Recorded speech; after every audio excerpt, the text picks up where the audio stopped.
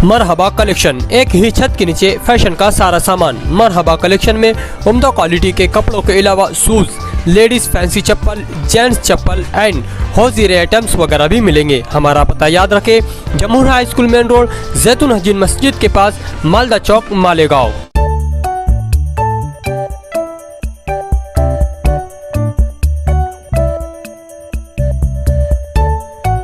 आज मीडिया को समाजवादी के ज़िम्मेदारों की तरफ से याद किया गया है। हम ये देख रहे हैं कि देश के अंदर हमको सताया जा रहा है, खुसूसन समाजवादी पार्टी के लीडरों को सताया जा रहा है। अबू हाशिम आज़मी के जितने साथी थे, पिछले हफ्ता उन लोगों के घर रेड डाली गई, ईडी का डर बताया गया। अबू हाशिम आज़मी साहब जो महाराष्ट्र में कहीं पर भी अक़लियत तो जुल्म हो रहा है, वहाँ पर आवाज़ उठा रहे हैं, तो उनको 6-6 घंटा ऑफिस में बुलाकर बैठाया जा रहा है और ये बोला जा रहा है कि आप अपनी ज़बान बीजेपी के ख़िलाफ़ ना करें। उनके ऊपर दबाव डाला जा रहा है। अल्हम्दुलिल्लाह इसी पस मंज़र में मालेगांव शहर से बार एसोसिएशन के नायब सदर नवीद अख्तर साहब ने हमसे पिछले हफ्ते में राब्ता किया।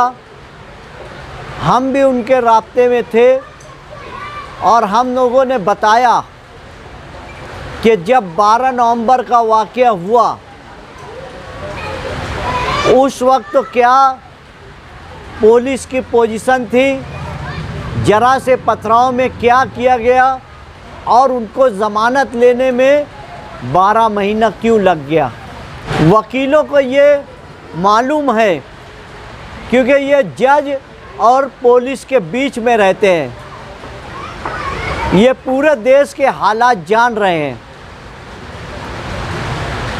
आज अगर कोई आवाज़ उठती है फ़िरका परस्तों के ख़िलाफ़, आरएसएस के ख़िलाफ़, तो उनको हर तरीके से दबाने की कोशिश की जाती है। 2014 से बाद से ये सब मामला ज़्यादा हो गए हैं। तो हमको वकील साहब ने 1 मिनट में हमको कहा कि मेरे को हर पार्टियों ने पहले बुलाया है, साथ में रखने के लिए कहा है, मगर आज के हालात देखने के बाद मुझको एक लीडर दिखता है, अबू हाशिम आज़मी, जो फ़िरका परस्तों का मुकाबला कर रहा है। इसलिए मैं ये ओहदे के लिए आपको ना नहीं करूँगा। मालेगांव शहर में अगर आप मसाइल देखेंगे तो मसाइल का अंबार है। ये वकील हैं, ये नदी उस पार ज़्यादा रहते हैं, मगर इस तरफ आओ तो हमारे हिस्से में ये दिखता है कि 2 रुख है। कारपोरेशन का सौतेला सलूक दिखता है। हज़ार खोली की पहली गली का मामला देखिए, कमिश्नर आया और देखा गटरे की क्या पोजीशन है। हज़ार खोली में हर हिस्से की रोड बन गई, वहाँ किसी ने कुछ नहीं कहा, 2 रोड बना दिया गया, मगर एक सौतेले सलूक की वजह से पहली गली बाकी थी। और वो बनने का टाइम आया तो हर एक ने कहा पहले अंडरग्राउंड गटर बनना चाहिए। शहर में हर तरफ सड़कें बनाई जा रही है, मगर 500 करोड़ के करीब अंडरग्राउंड गटर का भी रुपया आया है, उसका भी ठेका निकलने वाला है। मैंने एक दफ़ा देखा था, गिरना डैम की पाइपलाइन आने वाली थी, उसको खोदना का था आगरा रोड पर। उस वक्त तो फ़ौरन रोड बनाई गई और दूसरे हफ्ते में उसको खोदा गया और गिरना डैम की पाइपलाइन डाली गई। ये आवाम का पैसा लूटा जा रहा है। आज भी वही किया जा रहा है। शहर के अंदर सीमेंट रोड बनाई जा रही है, मगर अंडरग्राउंड गटर आई ना भाई। तो क्या कमिश्नर को ऐसा दिखता नहीं है, या किसी पार्टी को नहीं दिख रहा है कि ये रोड आपको अगले साल फिर खोदना पड़ेगा? सीमेंट रोड जो है तकरीबन 20 सालों तक रहती है। तो क्या हमारा रुपया ऐसा ही है क्या? जीएसटी का टैक्स हो, इनकम टैक्स हो, घर पट्टी हो, नल पट्टी हो, ये हमारे भाइयों के जेब से जाता है। तो ये क्यों? अगर अंडरग्राउंड का रुपया आया है तो पहले अंडरग्राउंड बनाई जाए पूरे शहर में सड़क, उसके बाद सड़क बनाई जाए अंडरग्राउंड गटर बनाने के बाद। ये हमारा मुतालबा है। समाजवादी पार्टी कमिश्नर को लेटर देगी और उनसे मुतालबा करेगी, जहाँ जहाँ का रोड रुका हुआ है वहाँ पर पहले 500 करोड़ का टेंडर जल्दी पास करके मालेगांव शहर के इस हिस्से में पहले काम किया जाए, क्योंकि इस हिस्से में काम करते हैं तो उल्टी गटर बहाने का काम करते हैं। इसलिए एक्सपीरियंस के जो ठेकेदार हैं, जो इंजीनियर से, उनके थ्रू काम करवाया जाए। ये हमारा मुतालबा है। अगर ऐसे 366 करोड़ रुपया अगर आया है, रोज़ आने का 1 करोड़ का अगर काम होगा तो इस शहर की एक भी रोड बाकी नहीं रहेगी। यहाँ पर हमारे पास इतना रुपया आएगा कि हम कॉरपोरेशन की स्कूलों को प्राइवेट की स्कूलों की तरह चला सकते हैं। मगर रुपया कहाँ जा रहा है, ये मीडिया को सच्चाई बताना चाहिए। अगर 366 करोड़ रुपया इस शहर में लग रहा है तो वो कहाँ है, ये मालूम करना चाहिए। कौन लीडर क्या बोल रहा है ये नहीं देखना चाहिए। कौन ऑफिसर लाया, कौन लीडर उसका मुतालबा किया, ये सच्चाई लोगों के सामने आना चाहिए। कोई कुछ भी बोले, अगर कोई पार्टी 15 करोड़ लाती है तो पूरे शहर में हवा बताती है कि 15 करोड़ आ गया, 15 करोड़ आ गया। तो हमारे 600 करोड़ की कॉरपोरेशन का पैसा कहाँ गया भाई? जब 15 करोड़ में इतना चिल्लाया जा रहा है तो 600 करोड़ में अगर पगार बांट दी गई तो 300 करोड़ है ना भाई। वो 300 करोड़ कहाँ जाता है, कौन किसकी जेब में जा रहा है, ये सब मुतालबात हमारे रहेंगे कमिश्नर से। अगर नहीं होगी तो हमारा समाजवादी पार्टी का दायरा वसूल हो रहा है और इंशाअल्लाह ताला हम पूरे शहर में समाजवादी पार्टी की बॉडी खड़ी करेंगे और कॉरपोरेशन के खिलाफ, सरकार के खिलाफ, हर नुमाइंदे के खिलाफ, जो मिनिस्टर है उसके खिलाफ तहरीक चलाई जाएगी। हमारे पैसे का सही इस्तेमाल नहीं होगा।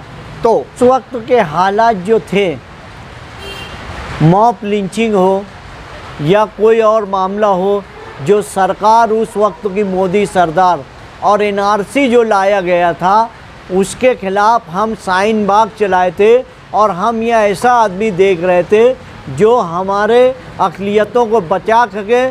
जो आसाम में डिटेंशन सेंटर बनाया जा रहा है और गैर ज़रूरी तौर पर मुसलमानों को डिटेंशन सेंटर में डाला जा रहा था। एनआरसी का मेन मुद्दा था, यही वजह थी कि हमने उनका साथ दिया था कि हमको जो है इस शहर में रोड गटर के ऊपर सोचने का मौका ही नहीं देते हैं। इस शहर में एमबीबीएस कॉलेज रहना चाहिए था, जो नुमाइंदे का काम है। हर कॉलेज बढ़ना चाहिए, आपका बच्चा एजुकेशन में अच्छा रहे, ये नुमाइंदे का काम है। इस शहर की सनत को जो 4-5 सालों से स्पिलिंग बिन बंद है, उसको चालू करवा देना चाहिए था पहले ही साल, क्योंकि हमारा शहर बुनकरों का शहर है। ये पावर लूम चलेगा तो शहर का रोज़गार चलता है, तो वो नहीं हुआ है। ये हम उससे मुतमईन नहीं है। हम ये चाहते हैं कि इस शहर में जिस तरह इस्चल करंजी के आसपास 4 स्पिलिंग मिले हैं तो 4 स्पिलिंग मिले यहाँ रहना चाहिए। हमारा देरियाना मुतालबा है कि बुनकरों को 2 रुपया यूनिट पावर का दाम दिया जाए।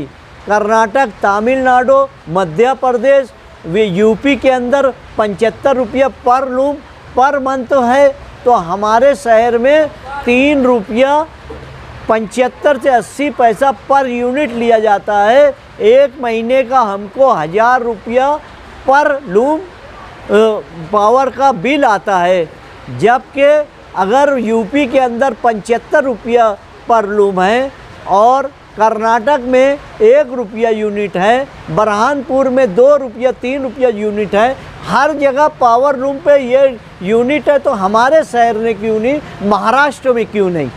जबकि सबसे ज़्यादा पावर लूम पूरे हिंदुस्तान में महाराष्ट्र में है। 20 लाख के करीब पावर लूम महाराष्ट्र में है। पूरे हिंदुस्तान का लूम मिलाएंगे तो 27 से 28 लाख पावर लूम है। इसलिए यहाँ की सरकार हमको 3 रुपया 75 पैसा सब्सिडी का देने के बाद वो ऐसा समझती है कि मैं बहुत काम कर रहा हूँ, जबकि ये गलत है। हमको 2 रुपया पर यूनिट रहेगा तो हमको 500 से 600 रुपया पर लूम महीने का बिल आएगा। ये कोई नुमाइंदा ना इचलकरंजी का हो, ना भिवंडी का हो, ना कोई वीटा का हो, सोलापुर का हो, कोई पावर लूम सनत पर कोई ध्यान देता नहीं है। समाजवादी के लीडरान पर ईडी की कार्रवाई जारी है, तो मुकामी समाजवादी पार्टी कब धरना देगी ईडी के खिलाफ? अभी तो हम लोग जो है, जब तक ऊपर से आदेश नहीं आएगा कि हम क्या करना चाहिए, आपके साथ ज़्यादा अन्याय हो रहा है। अखिलेश यादव से मैं भी मुलाकात करने की कोशिश कर रहा हूँ, उनसे भी मशवरा करने के बाद इस शहर में ईडी के ख़िलाफ़ हो, कॉरपोरेशन के ख़िलाफ़ हो, हम इंशाअल्लाह धरना देंगे। समाजवादी पार्टी का जो है मुझको मालेगांव जनरल सेक्रेटरी जो है समाजवादी पार्टी का, ये पद तफवीज़ किया गया मुझको इसलिए साहब के द्वारा। देखिए, मैं पॉलिटिकल स्टूडेंट रहा हूँ, सियासत में बड़ी दिलचस्पी है, लेकिन सियासी लोगों को देखते हुए, उनकी न्यूज़ों को देखते हुए हमेशा मैं इस निष्कर्ष पे पहुंचता था कि सियासत बड़ी गंदी चीज़ है। जो इसमें जाता है गलत पैसे, गलत रुख इख्तियार कर लेता है। तो हमेशा से मुझको तलाश थी कोई ऐसा बंदा है जो हमारे अपने शहर में बेदाग कोई हो, कोई ऐसी पार्टी रहे जिसको मैं ज्वाइन करके समाजी जो खिदमात का दायरा वसी कर सकूं। और देखिए, हिंदुस्तान भर में जो है, चूँकि मैं बताया कि मैं पॉलिटिकल साइंस का स्टूडेंट हूँ, तो अक्सर मैं रोज़ जो है न्यूज़ और ये सियासत का जो ये करता रहता हूँ मुतालिया। तो मैंने एक चीज़ देखी कि यहाँ पर जो है 100 पार्टियाँ अपने आप को सेकुलर बोलती हैं, लेकिन असल सेकुलर हैं क्या? इस मामले में जो है मैंने मुहासबा किया लोगों का, अपना भी मुहासबा किया इस बारे में। मुझको ऐसा लगा कि सिर्फ़ और सिर्फ समाजवादी पार्टी ऐसी पार्टी है जो सच मानों में सेकुलर है। वो समाज के हर तबके को जोड़ करके चलती है। नीचे कोई ज़मीन से जुड़ा हुआ बंदा हो, चाहे अमीर हो, चाहे गरीब हो, चाहे कुचला हुआ हो, चाहे ओबीसी हो, चाहे ब्राह्मण हो, चाहे मुसलमानों में जो किस्म की भी जो चीज़ें, जो ज़ात हो, हर किसी को लेकर के चलने वाली है समाजवादी पार्टी। मैंने अखिलेश यादव को देखा, उनके काम के तरीक़ों को देखा। उन्होंने कभी भी भेदभाव, मजहबी भेदभाव को जो है अपने ऊपर हावी नहीं होने दिया, और भेदभाव से उठ करके, मजहबी तनाजुर से उठ करके उन्होंने सिर्फ इंसानियत की भलाई के लिए, किस समाज के साथ में क्या गलती हो रही है, नाइंसाफ़ी हो रही है, उस समाज को इंसाफ दिलाने के लिए जो है वो अंत तक कोशिश करते आ रहे हैं। यही चीज़ मैंने अबू आज़मी साहब में देखी। अबू आज़मी साहब में वो भी क्लैरिटी ऑफ थॉट्स वाले, मैंने देखा कि वो अपना स्टैंड बदलते नहीं हैं। ख़ास तौर से अक़लियतों के लिए जो है वो कई सालों से मैं देख रहा हूँ कि वो काम करते चले आ रहे हैं। कोई ऐसा बयान नहीं दे देता कि जिसकी वजह से बीजेपी को या गलत पार्टी को फ़ायदा हो जाए। जज्बाती होकर के ऐसे रॉ में नहीं बह जाते हैं कि जिसकी वजह से अक़लियतों को नुकसान भी हो जाए।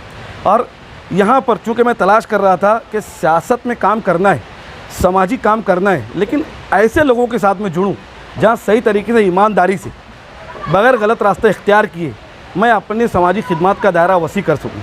और यहाँ जब मुझको पता चला समाजवादी पार्टी के सदर की हैसियत से यूसुफ इलियास साहब की नामजदगी अमल में आई है अबू आज़मी साहब के द्वारा, तो मैंने देखा कि इतना बेदाग शख्सियत, और कई सालों से, चूँकि मैं इसी एरिए का हूँ, तकरीबन कई सालों से मैं देखता आ रहा हूँ कि इंतहाई कम बोलने वाले लेकिन साफ़ सुथरी छवि के, और एक कौम का जज्बा, अक़लियतों का जज्बा, मुसलमानों का जज्बा एक दिल में रखे हुए कि मैं इनके लिए क्या कर गुजरूँ। तो मालेगांव में भी मैंने देखा यहाँ बहुत सेकुलर ओनर होते हैं, ख़ास तौर से कॉरपोरेशन जो है ये मुसलमानों के अंडर में हमेशा से रही है। लेकिन आज आप मुआवजा करना चाहो, नदी के उस पार चले जाओ, नदी के इस पार आ जाओ, नदी के इस पार आप देखोगे कि मुसलमानों की अक्सरियत है। लेकिन क्या वजह है कि इस पार 75% मुसलमान आबाद होने के बावजूद और इस पार से टैक्स सबसे ज़्यादा कॉरपोरेशन के पास जाने के बावजूद नदी के इस पार का एरिया बुरी तरीके से जो है रोड, गटर, गंदगी का शिकार है। कहीं गटर है तो रोड नहीं है, रोड है तो गटर नहीं है। बारिश में आप देखोगे कि चलने का ठिकाना नहीं रहता, बारिश में ही सारी जो है गंदगी रोड पे आ जाती है, गटरों का पानी रोड पे आ जाता है। तो क्यों ये भेदभाव, क्यों? यहाँ का जो है बरसरे इक़्तिदार जो है मेयर मुसलमान, एमएलए मुसलमान, उसके बाद भी जो है हम इतने परेशानियों से दो चार हैं। नदी के उस पार चले जाओ, आप जा कर के देखोगे वही कॉरपोरेशन है, वही काम होता है। वो उधर क्यों अच्छा काम होता है, इधर क्यों ऐसे, ये भेदभाव क्यों? इसलिए हमको ज़रूरत है एक ऐसे कायद की, यूसुफ इलियास साहब जैसे कायद की, कि जो बिला तफरीक सही मानों में आगे आ कर के जो है यहाँ के लोगों की परेशानियों को समझे। और मुझको पूरी उम्मीद है कि ये इन परेशानियों को समझते हैं और हमारे लोगों को, नदी की इस पार के लोगों को इंसाफ दिलाने के लिए हर मुमकिन कोशिश करेंगे। देखिए, तो मैंने जब देखा कि ये जुड़े समाजवादी पार्टी से, तो अपने लोगों की आदत है टांग खींचने की, तो मैंने सोचा क्यों ना इनका हाथ बटाया जाए। मैं इधर आना नहीं चाहता था, लेकिन जब अपने ही अच्छे लोग, अच्छी सोच वाले जब ये देखते हैं कि यार सियासत गंदी है, ऐसे लोग हैं, वैसे लोग हैं, तो हमको हक़ नहीं पहुंचता। अगर हमारे जैसे अच्छे लोग ना आए और अच्छा काम करके ना दिखाएं तो हमको हक़ नहीं है किसी के ऊपर उंगली उठाने का। इसके लिए मैंने भी सोचा अपने आप को आजमाया जाए, अच्छे सामाजिक काम के लिए अपने लोगों को जो है, जो परेशानियों से दो चार हैं। ख़ास तौर से आप अगर देखोगे तो मुसलमानों के साथ में ज़्यादती हो रही है। मुसलमान अगर किसी बात में अपने भाई के लिए एहतजाज करने लग जाए, अपनी आस्था के लिए, उनकी आस्था है, हमारी आस्था के लिए अगर हम एहतजाज करने लग जाएं तो हमारे ऊपर केसेस कर दिए जाते हैं। बगैर किसी वजह के जो है सालों हमको जो है जेलों में ठोंस दिया जाता है। हमारा पुरसान हाल कोई नहीं है। तो आज ज़रूरत है कि हम हमारे अपने में से कोई ऐसा लीडर पैदा हो जो डंके की चोट पर मुसलमानों के लिए और समाज के हर वो तबके के लिए जो दबा कुचला है, उसके लिए जो अपनी आवाज़ को बुलंद कर सके। और ये सारी चीज़ें जो है मैंने जो है यूसुफ इलियास साहब में देखी। देखिए, मैं मालेगांव बार एसोसिएशन का फ़िलहाल नायब सदर हूँ। मैं वहाँ पर जो है ये बात महसूस कर रहा था कि वहाँ भी बहुत सी चीज़ें हैं जिसको दुरुस्त किया जा सकता है। लेकिन मैंने सोचा कि यार कब तक आवाज़ उठाएंगे, आवाज़ उठाने से 70 तक का बात पहुँचती है, दरकिनार कर दी जाती है। तो क्यों ना हम ऐसे चैनल में आ जाए, उस व्यवस्था में आ जाए कि ताकि हम खुद व्यवस्था में आकर के उस काम को सुधार सकें। इसके लिए सबसे पहले जो है मैंने अपने आप को जो है बार एसोसिएशन में आजमाया और अल्हम्दुलिल्लाह अल्लाह ने नीयत साफ़ थी, अल्लाह ने वहाँ कामयाबी दी और मैं सबसे कम उम्र का वहाँ मुसलमान नायब सदर बना हूँ। और हमने आते ही से हमारी जो बॉडी है, उन्होंने 2 महीने के अंदर अंदर जो सालों 50 साल से जो काम नहीं हुए थे मालेगांव बार एसोसिएशन में, हमने वो सारे अच्छे काम किए। और जब मैंने वहाँ देखा तो मैंने कोशिश की कि क्यों ना ये काम सियासत में आकर के, देखो वकील के पास कोर्ट है और सामाजिक काम करने के लिए जो है एक सियासी असर रसूख की ज़रूरत होती है। जब कानून और सियासत मिल जाए तो हमको ऐसा लगता है कि बड़ी आसानी से हम जो है लोगों के मसाइल को हल करने के लिए कानूनी तौर पर लोगों का हाथ बटा सकते हैं, लोगों की मुश्किलात को हल कर सकते हैं। इसके लिए मैंने यूसुफ इलियास साहब की जो है आवाज़ पे लब्बैक कहा और मैंने देखा कि यहाँ एक वैक्यूम, एक खिला पैदा हो रहा है। हम देख रहे हैं ये लीडर दूसरे लीडर को गाली दे रहा है, दूसरे लीडर तीसरे लीडर को गाली दे रहा है, और हमने यहाँ तमाम लीडरों का आजमा लिया। बड़े अच्छे अच्छे अल्फाज हैं लोगों के, स्टेज पर आते हैं तो अल्फाज ऐसे हैं कि बस उनसे वोट खरीदी जा सकती है। लेकिन आपने देखा कि हमने मज़हब के नाम पे, किस किस नाम पे अपने आप को जज्बाती होकर के ऐसे लोगों को भी चुन करके दिया कि नहीं यार ये आदमी काम कर सकता है। लेकिन क्या हाल हुआ, आज हम देख रहे हैं कि हम जिनको अच्छा गर्दानते थे, अच्छा मानते थे, उनको भी चुन करके लाए। क्या हाल है, मुसलमानों की आवाज़ तक उठाने से लोग डरते हैं, अक़लियतों की आवाज़ तक उठाने से डरते हैं। हमने उनको बड़ा बना दिया, उसके बाद भी मालेगांव की क्या हालत है। एक रोड सीधी तरीके से नहीं बनती है, जो रोड बन रही है उनकी क्वालिटी देखिए आप, आवाज़ उठाने के लिए नहीं, किसके बाद आवाज़ उठाएं, सारे उसमें मुलविश है। इसलिए ज़रूरत है कि यूसुफ इलियास साहब जैसे ईमानदार लोग आएँ और हम जैसे लोग जो है छोटे से जो नाकिस जो है कार्यकर्ता है, हम इनका हाथ बढ़ाएं ताकि हम मालेगांव, कम से कम मालेगांव के लेवल पर जो है हम अच्छी तरीके से लोगों की खिदमत कर सकें। जो दबे कुचले लोग हैं कानूनी एतबार से, समाजी एतबार से, माशवी एतबार से, उनको कैसे उस तरीके से हम ऊपर ला सकें, हम इसके लिए पूरी कोशिश करेंगे। इंतहाई हद तक दर्जे की कोशिश करेंगे किस तरीके से हम उनको इंसाफ दिला सकें। यहाँ जो है मुसलमान गरीब है, हर घर पट्टी हद से ज़्यादा भर रहे हैं, नल पट्टी हद से ज़्यादा भर रहे हैं, क्या मामला है। इसलिए मैं अपनी बात मुख्तसर करते हुए इतना ही कहूँगा कि पूरी ईमानदारी तरीके से हम मुकम्मल ईमानदारी के साथ कोशिश करेंगे कि जो खेला यहाँ पैदा हो रहा है सियासत का, उसको जो है यूसुफ इलियास साहब की नुमाइंदगी में भर सके और लोगों को एक ईमानदार सियासत दे सके। अल्फाज नहीं, हम ईमानदार सियासत देंगे और काम करके दिखाने का हम सबका इरादा है। और इसके लिए हम यहाँ जमा हुए हैं कि हम एक आज़्म के साथ आए हैं कि हम काम करके दिखाएंगे और लोगों से जो है हम इल्तिजा करते हैं कि आप समाजवादी पार्टी का हाथ मजबूत करो। इंशाल्लाह आपकी तवक्कात पर हम पूरा उतरने की पूरी कोशिश करेंगे इंशाल्लाह।